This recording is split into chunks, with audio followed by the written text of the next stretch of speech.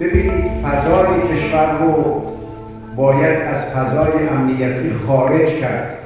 هیچ مجازاتی بدون دادگاه صالحه در چارچوب قانون اساسی نمی گنجه.